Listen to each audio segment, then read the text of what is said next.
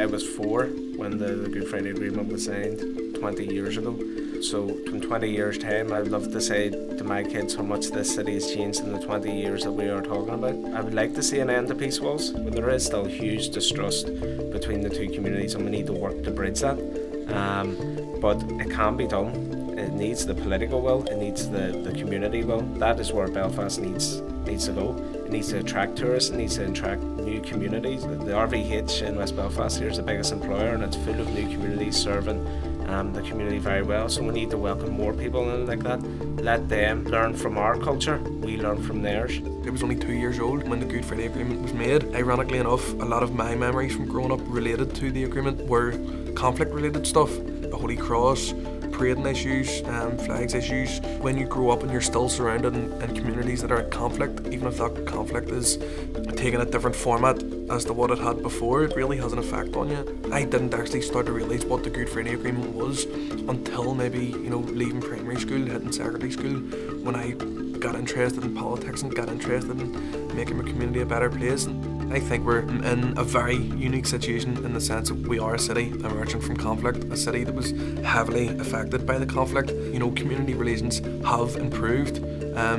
There has been an historical and still a modern distrust amongst communities, but it's constantly improving. And where I see this fitting in the next 20 years is we can use our history not just to learn ourselves, but to teach other people and to bring tourists from all sorts of countries to come and learn about our experience, learn how we've transitioned from a very, very deep and divided conflict. And hopefully in the next 20 years, community relations will have evolved. We'll be able to showcase Belfast to the world. The tourism industry is becoming vitally important to the city.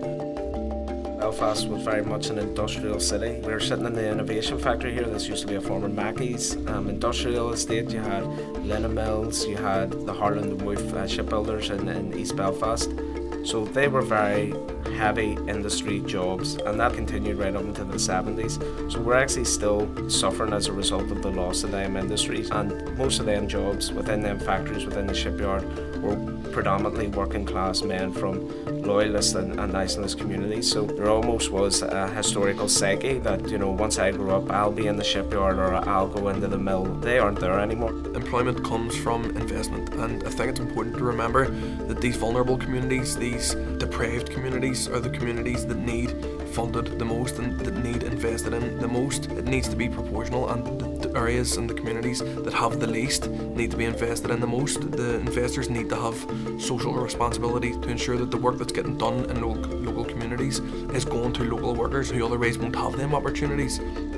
A lot of people are disparaging of the Good Friday Agreement 20 years on, asking what it's achieved, but it's achieved peace. But it is also important to say that the Good Friday Agreement didn't carry everyone with it. There are still people marginalised in both communities who don't believe in the Good Friday Agreement and don't want peace, frankly. There's still a degree of education that needs to go on, and the way forward is peace.